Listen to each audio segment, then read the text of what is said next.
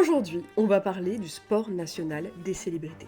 Sortir leur marque de skincare, haircare, make-up pour tirer le maximum d'argent qu'il reste aux pauvres. On est en 2025, les loyers explosent, le monde brûle, les salaires stagnent, mais visiblement, nos stars ont toujours trouvé la solution. Te vendre une crème hydratante à 90 € pendant que toi, tu regardes le prix du riz au kilo. On est face à une véritable épidémie de stars entrepreneuriales qui lancent leur business. Et aujourd'hui, on va parler du cas de Dua Lipa.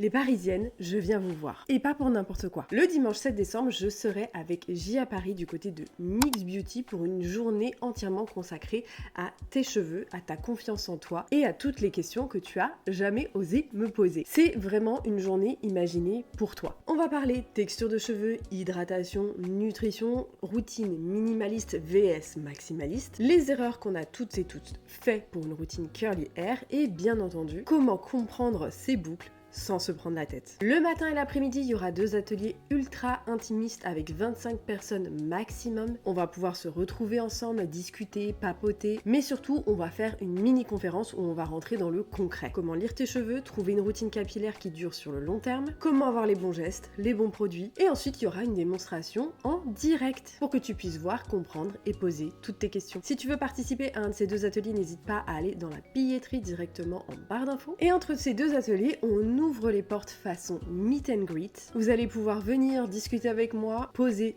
toutes les questions que vous voulez, participer au concours avec J à Paris, tester les nouveautés. On a vraiment concocté ça pour toi avec J à Paris pour t'aider, pour sublimer tes cheveux et pour passer un vrai moment ensemble et surtout répondre à toutes tes questions. Toutes les informations sont juste ici. N'hésite pas à réserver ta place pour les ateliers et nous on se dit au 7 décembre. Avant que la vidéo ne commence, n'hésite pas à liker, commenter et partager, mais surtout booster la vidéo. Et à me dire dans les commentaires si toi aussi tu aurais été capable de mettre 300 € dans une crème hydratante. Aujourd'hui, c'est assez simple. Si t'as pas sorti ta marque de skincare, haircare, tu rates un truc si t'es une star. C'est vraiment le bingo des stars en ce moment. Bien évidemment, on parle de Hailey Bieber avec Rhod, des peptides, des gloss qui coûtent quasiment aussi cher qu'un billet de la SNCF, Beyoncé avec Secret, Selena Gomez avec Rare Beauty, Ariana Grande avec Rem Beauty, Rihanna, évidemment la papesse qui excelle dans ce sport qui fait à la fois du hair, Kylie Jenner avec Kylie Skin, Kim Kardashian avec Skims son make-up, J.Lo avec J.Lo Beauty, Millie Bobby Brown avec Florence by Mills, Brad Pitt, Pharrell Williams, Idris Elba et sa femme, et maintenant Dua Lipa. On dirait un remake de Hunger Games, mais avec des crèmes. Pourquoi toutes les célébrités sortent-elles une marque de care? Et bah c'est très simple, c'est parce que le care, la beauté, la cosmétique, c'est un des business les plus rentables au monde. Dans la beauté, bien évidemment, les marges sont très conséquentes, les consommateurs sont bien entendu émotionnels et les fans en général sont assez faibles. Et justement, ce qui est intéressant, c'est que les stars jouent avec ce lien de parasocialité. Tu n'achètes pas réellement une crème hydratante, tu achètes un morceau de ta star préférée. Tu achètes l'illusion que tu vas lui ressembler, que ton glow va te faire devenir famous. Et pendant ce temps, en fait, toutes ces stars, elles deviennent encore plus millionnaires, elles diversifient leur panier d'actions pour avoir un maximum de revenus et elles utilisent entre autres le marketing du comestible, dont je t'ai fait une vidéo entière à ce sujet et je t'invite très vivement à aller la voir parce que ça explique entre autres des biais marketing qui aujourd'hui sont hyper utilisés, et ça même par tes youtubeurs préférés comme Squeezie, Joyka, y compris Lena Situation, pour te faire consommer encore et toujours plus. Et ce qui est intéressant en fait, c'est que dans leur marketing, en fait, à toutes les personnes que j'ai citées, c'est que ces marques sont bien entendu positionnées luxe. Les célébrités ont compris 2 choses. 1, que les gens veulent acheter une identité. Ils ne veulent pas une crème, ils veulent en réalité une histoire, un lifestyle et surtout une espèce d'aura. Et que 2, en général, les hardcore fans et les fans pardonnent absolument tout. Une marque vide, ok, une marque carrément qui reprend des produits de la K-Beauty pour les exploiter en format américanisé. Suivez mon regard. On s'en fout. Une marque avec des formules plus que bof, on s'en fout. Carrément des packaging recyclés d'AliExpress, on s'en fout. Tant que l'argent rentre, tout fonctionne, tout le monde s'en fout. Et évidemment, Dua Lipa ne pouvait absolument pas rater le train. C'est une star internationale, les Grammy, les campagnes Yves Saint Laurent, et maintenant quoi? Il lui ne manquait plus qu'une crème à 100 balles pour parfaire ses dividendes. Mais attention, les crèmes, elles sont yucca friendly, qu'elle nous a-t-elle dit, et elles sont également validées par la science de Augustinus Bader lui-même. Et en fait, ce qui est intéressant, c'est qu'on ne peut pas comprendre pourquoi Dua Lipa a sorti sa marque de skincare tant qu'on ne comprend pas qui est Augustinus Bader. Parce que avant d'être la crème à 300 balles des stars, Augustinus Bader est né en fait à partir d'une idée un peu folle d'un banquier français. Ouais, je sais, on dirait presque une campagne de la présidentielle. Augustinus Bader, qu'on va abréger AB dans cette vidéo, en fait l'idée elle est née d'un banquier français qui a littéralement tout sacrifié, qui a carrément vendu son appart et qui a foncé tête baissée dans le monde de la cosmétique, tout ça pour transformer en fait un gel médical pour les grands brûlés en un business mondial d'1 milliard de dollars. Laisse-moi te raconter l'histoire de AB. Augustinus Bader. L'histoire commence en 2016, donc c'était il y a même pas si longtemps. Un dîner à Leipzig, en Allemagne.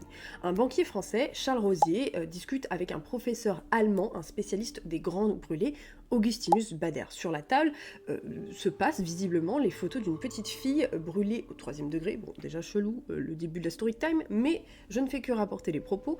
Et donc, on se passe ces photos de la petite fille brûlée au 3e degré, dont la peau se serait donc réparée sans greffe grâce à un gel expérimental. Et donc là, dans la tête du banquier français, le mec se dit, ok, la pharma ne financera jamais ça, mais la skincare, oui.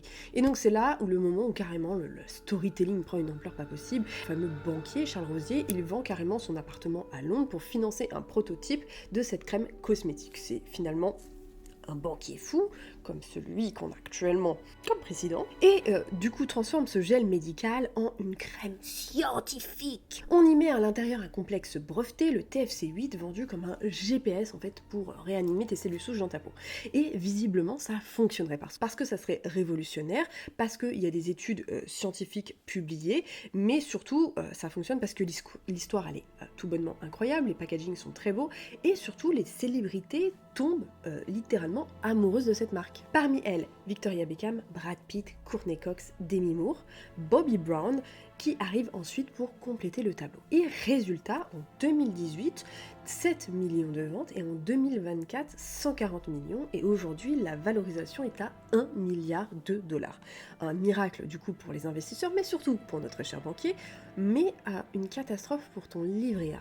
Puisque la marque Augustinus Bader, c'est minimum 180, 300, 400 € la crème. Et c'est là où l'histoire de Dua Lipa commence. Dua, elle arrive comme un cheveu sur la soupe, c'est simple, elle a dû sûrement tester les crèmes Augustinus Bader, voir sa marque devenir un empire, elle a dû aussi énormément apprécier l'effet sur sa peau, et bien entendu, quand on mêle professeur tournesol un peu fou qui fait des recherches sur un gel pour soigner les grands brûlés, etc., en omettant de dire que un enfant se répare beaucoup plus vite qu'un adulte, parce que c'est l'essence même d'un enfant finalement. Ça, c'était ma petite parenthèse.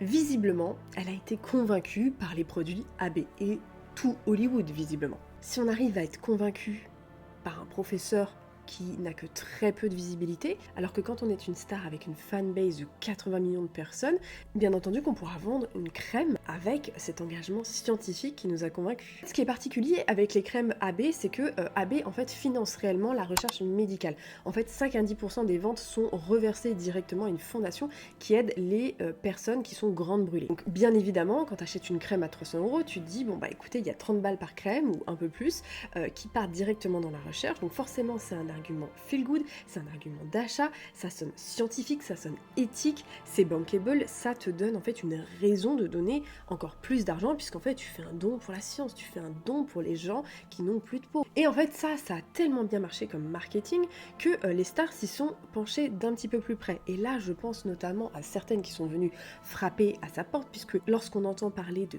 peptides, de cellules souches de peau qui se régénèrent, il y en a une qui s'est dit mais il me faut ça dans ma marque. marques. Et la première à s'incruster, c'est bien entendu Victoria Beckham. Elle teste la Rich Cream, qui est le best-seller de la marque Augustinus Bader.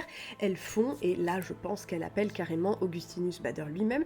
Résultat, elle réussit à sortir toute une ligne de skincare, de beauty, avec Augustinus Bader derrière. Et en fait, ce qui est fou, c'est que c'est pas une marque blanche, c'est pas un white label. En fait, on a vraiment utilisé la molécule de Augustinus Bader, donc la TFC8, pour son maquillage. Et donc, ça lui donne une caution qui est toute nouvelle, donc le Luxe Science. Bien entendu, le fond de teint est tout de même vendu à 144 €. Mais avant d'analyser la gamme de Dua Lipa, est-ce que Augustinus Bader, ces crèmes, est-ce qu'elles fonctionnent vraiment sur les gens d'internet?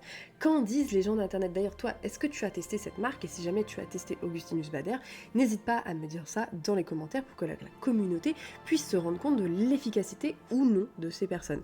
Alors d'ailleurs, n'hésite pas à liker la vidéo et à la booster, puisque je me suis fait quand même quelques sessions de binge-watch, de revue de la marque Augustinus Bader pour te faire un petit résumé. Parce que oui, les créateurs de contenu ne voulaient pas parler réellement d'Augustinus Bader et pourquoi ils ont fini par s'incliner.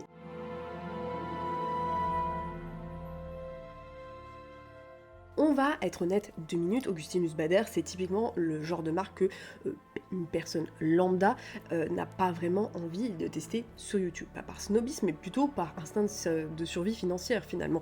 Parce que quand une crème coûte entre 265 et 325 €, même les créateurs de contenu qui ont une facilité déconcertante à claquer 100 € pour un sérum, juste pour voir, commencent un petit peu à trembler, on va pas se mentir. Et c'est exactement ce qui ressort des 3 créateurs que j'ai analysés, dont j'ai analysé les vidéos. En fait, au début, ils n'avaient aucune envie de tester cette marque, et absolument aucune, et pourtant, en fait, plus ils la testent, plus ils changent d'avis. Chez l'une d'entre elles, les résultats sont tellement surprenants que ça donne envie de croire à de la magie. La première créatrice nous expliquait effectivement qu'elle pensait que c'était un pur produit marketing. La première revue qu'elle nous a dit qu'elle n'était pas influencée par les stars, qu'elle n'était pas influencée par le bleu royal du packaging, et surtout qu'elle n'était en aucun cas prête à mettre 300 € dans une crème qui ne fait supposément rien. Donc elle a commencé par un petit échantillon, et en fait, dès la première nuit, elle a senti que le lendemain, sa peau était différente. Et ça n'a jamais été comme ça avec toutes les crèmes qu'elle a pu tester. Elle continue encore 4 jours grâce à l'échantillon, et là elle se rend compte qu'elle a le teint plus uniforme, des taches qui diminuent et un contour des yeux beaucoup plus lissé. Et elle a été très surprise du résultat en moins de 4 jours. Il y a également ce créateur qui a testé les produits, qui refusait d'en parler tellement le positionnement prix était haut, et finalement il a fini par se raviser dans une vidéo où c'était bien une des seules marques pour lesquels il ne pouvait pas trash talk parce que les crèmes étaient réellement efficaces. Et pourtant, Dieu seul sait qu'on sait qu'il teste des milliers et des milliers de crèmes, ce créateur. Et la créatrice qui m'a le plus bluffé, c'est l'expérience la plus folle que j'ai vue sur YouTube. Franchement, cette petite dame, bravo à elle, et voilà, c'est entre autres pour ça que j'adore YouTube, parce que là, on parle carrément presque d'une expérience clinique à la maison. Et pour moi, c'est la vidéo la plus importante sur les crèmes Augustinus Bader, parce que cette femme de 59 ans, qui a une peau très sensible, elle n'utilise pas de rétinol, pas de laser, pas d'injection, elle décide d'appliquer The Rich Cream uniquement sur la moitié de son visage pendant un an. Pas de filtre, pas de Photoshop, pas d'autres actifs sur le côté, et les résultats sont bluffants parce que même moi, dès les premières minutes de vidéo, j'ai été capable de dire quel était le côté de son visage qui avait été traité avec la crème Augustinus Bader. D'un côté, en fait, on a une peau qui est clairement plus saine, moins terne, moins de taches, moins de texture, moins de poches, un ovale, comment dire, un petit peu plus net, comme si son visage avait été repassé, et le côté sans Augustinus Bader, on voit en fait qu'il est un peu plus gonflé, un peu plus puffy, le teint est un petit peu plus gris, la texture elle est un peu plus marquée, et on a un cerne qui est un peu plus visible. Et en fait, quand elle montre son visage, vous savez, en symétrie comme ça, bah c'est parlant de vérité. Et malgré tout, dans sa vidéo, elle dit, je ne sais pas si ça me rajeunit, mais il est vrai que d'un côté, elle dit que son visage a l'air plus sain, et que de l'autre côté, on a l'impression que c'est quelqu'un qui mange du McDo tous les jours. Et finalement, c'est ce que vend un petit peu Augustinus Bader, une amélioration globale du fonctionnement de la peau, pas du Botox-like, pas des promesses non plus miraculeuses. Conclusion, quand on regarde un petit peu ce que les créateurs disent, j'ai regardé quand même pas mal de vidéos, dont certaines d'entre elles, des personnes qui ont carrément dépensé leur propre argent et qui n'étaient pas sûres de voilà, de souhaiter racheter la crème, ils sont quand même globalement tous d'accord pour dire que The Rich Cream, en tout cas, elle avait plusieurs points positifs, à savoir une efficacité visible sur les peaux matures, une amélioration de la texture, un confort incomparable, réduction des rougeurs, une peau visuellement plus saine et des résultats durables. Mais effectivement, il y a également des critiques, c'est des prix qui sont indécent. On n'a vraiment aucune indication dans la composition de ce fameux TFC8 à part l'oligopeptide 197 si je ne dis pas de bêtises, et c'est pas non plus un produit miraculeux, c'est juste un produit qui est très bon. Mais surtout, tous les créateurs qui ont testé un petit peu longtemps ont fini par reconnaître une vraie différence avec les autres crèmes du marché. Et notamment cette petite dame qui nous dit c'est cher, c'est trop cher, mais c'est la seule crème de luxe qui vaille réellement le coup par rapport aux autres marques. On peut notamment citer la crème quantique de chez Guerlain qui coûte un demi-smic à elle toute seule. On peut également parler de la Prairie qui a littéralement la même composition qu'une crème Nivea. Donc il est vrai que quand on met les choses comme ça, selon leur positionnement, on peut se dire finalement 200 € pour une crème avec une telle efficacité, ne serait-ce pas un bon plan? Et à mon avis, c'est ce que Dua Lipa a dû se dire. Dua Lipa, elle a dû arriver avec ses petites patounes en disant écoutez, moi j'adore vos produits, venez, on sort une marque de skincare.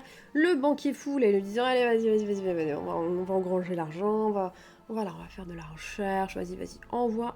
Et en fait, ce qui est assez intéressant, c'est que la marque s'appelle Dua by AB, donc les initiales de Augustinus Bader. Et en fait, quand on regarde la marque d'Augustinus Bader et de Dua Lipa, il y a un truc qui saute aux yeux. Pas la marque de Dua Lipa, c'est une extension visuelle de celle d'Augustinus. On retrouve la même palette bleu royal plus cuivre, c'est la signature d'AB à 95%. Sur AB, on est sur un bleu royal qui signifie, entre guillemets, une quelconque rigueur scientifique. Le cuivre métallique qui donne cet aspect luxe, cet aspect chaleur, cet aspect premium.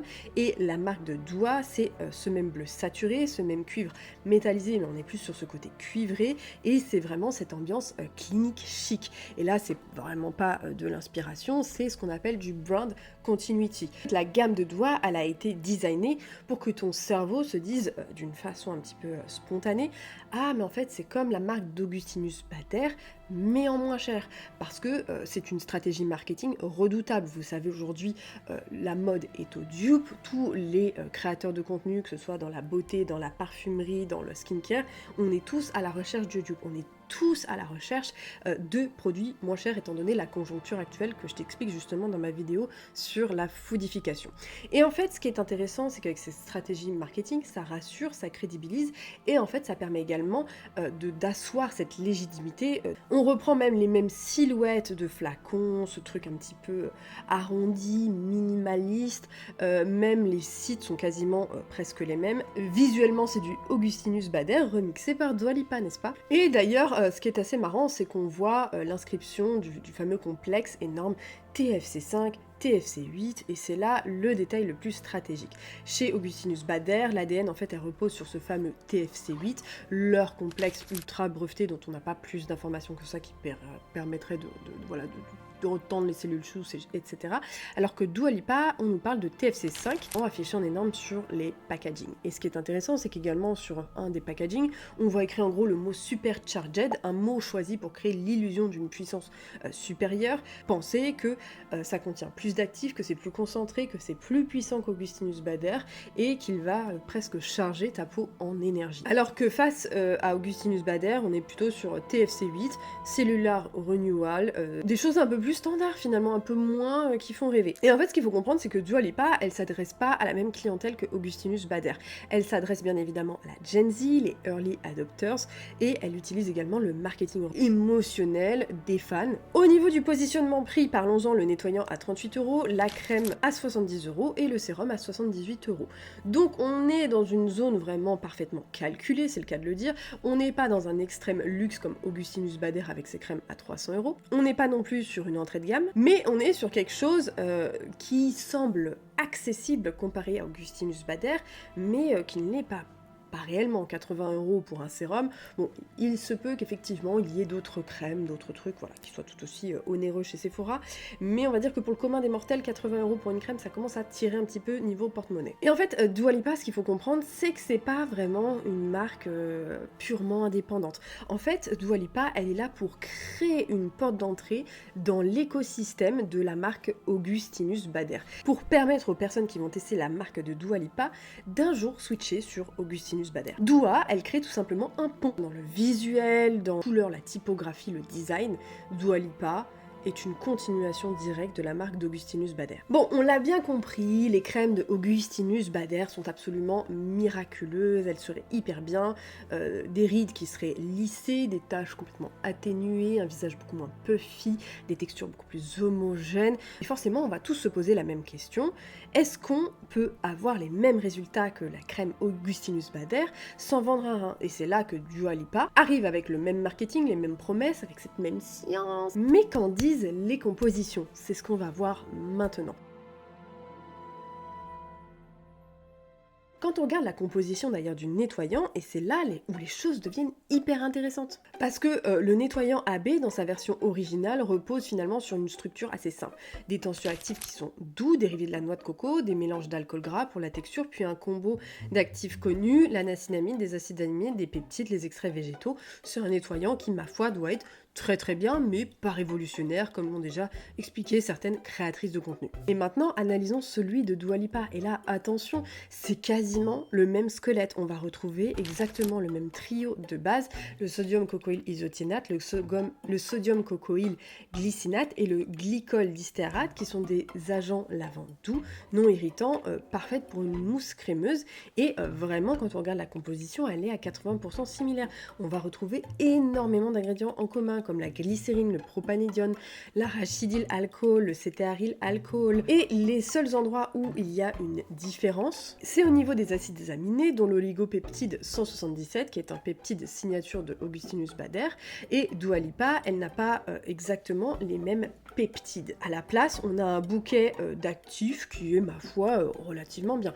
L'inuline, le panthénol, des extraits marins, des huiles végétales, et une série de polypeptides, enfin d'oligopeptides différents, donc le 195, le 196, le 197, le 198, le 199. Donc en résumé, la base du nettoyant est quasiment la même, sauf que les peptides dans Augustinus Bader et dans la gamme de Dua Lipa ne sont pas exactement les mêmes. Est-ce que les nettoyants vont avoir les mêmes effets? Je suppose que oui, parce qu'on est sur un nettoyant qui reste que quelques secondes, voire à peine une minute sur la peau. Si vous deviez en acheter un, je vous conseillerais plutôt celui de Dua Lipa, ne serait-ce que pour le prix. Bon, maintenant qu'on a vu que le nettoyant de Dua Lipa copie la structure même d'Augustinus Bader, là, forcément, on se pose tous la même question. Est-ce qu'on va retrouver les fameux peptides d'Augustinus Bader dans la crème de Dua Lipa? Parce que c'est là où tout se joue. Si Dua Lipa reprend vraiment la même architecture de formulation que Augustinus Bader avec les peptides, alors oui, là, on pourrait avoir un dupe absolument incroyable et vraiment à tout petit prix comparé à 300 € une crème. Et quand on regarde les compositions côte à côte, c'est encore là que ça devient plus intéressant. Et en fait, on a des formules hyper techniques pour Augustinus Bader. On va retrouver de la glycérine, du squalane, du beurre de karité, du rétinylpalmitate, qui est un ester de vitamine A, qui est beaucoup mieux toléré par la peau que du vitamine A pur. Et bien entendu, on va retrouver ces oligopeptides propriétaires avec l'oligopeptide 177. On va retrouver également du palmitoyl tripeptide 8, qui sont des peptides utilisés dans leur peptides propriétaires. On va avoir également une cascade d'acides aminés. Et la crème de Dua Lipa au biorétinol, c'est maintenant ce que tout le monde attend. Est-ce qu'on y retrouve les peptides de chez AB? Eh bien, la réponse est non. Pas de peptides propriétaires de chez AB, pas l'environnement TFC8, mais elle va utiliser en fait sa propre famille de peptides, à savoir l'oligopeptide 195, 196, 197, 198, 199, l'oligopeptide 6 et le polylysine. On va retrouver des actifs qui sont intéressants comme de la niacinamide, de l'ectoïne, donc c'est un gros actif anti-stress cellulaire, et des extraits végétaux. C'est une crème hydratante, moderne, efficace, bien formulée, plutôt clean hein, globalement, mais elle ne cherche pas réellement à reproduire la technologie AB. Et ce fameux biorétinol dont on nous a bassiné jusque-là, en fait, il n'y a pas réellement de rétinol à l'intérieur. Il n'y a même pas d'ester de rétinol comme dans la crème Augustinus Bader. En fait, on va être sur des extraits botaniques qui miment les effets du rétinol sans les irritations, mais néanmoins, on ne sera pas sur l'effet d'un rétinol-like. Donc, rien à voir avec le rétinol AB qu'on va retrouver dans la crème AB. Peut-être qu'on va retrouver ces peptides dans la prochaine crème, non? Qu'est-ce que vous en dites? On a vu le nettoyant, on a vu la crème, et à chaque fois, même schéma. L'architecture de la formulation est globalement la même, les actifs sont des actifs modernes intéressants, les compositions sont plutôt clean, mais là encore, aucun peptide Augustinus Bader. D'ailleurs, la dernière crème doit se rapprocher, je pense, de la Rich Cream de AB. Et en fait, la crème de Dua Lipa, elle garde exactement la même logique, mais dans une version un petit peu plus enveloppante que la crème précédente. On va retrouver de l'isopropyl myristate qui va être un peu plus riche, un peu plus nourrissant. On va toujours retrouver de la niacinamide, des extraits de thé vert, de l'ectoine qui est très bien pour la peau, du panthénol, des acides lactiques et tous ces oligopeptides que je t'ai déjà cités, mais toujours pas de TFC8.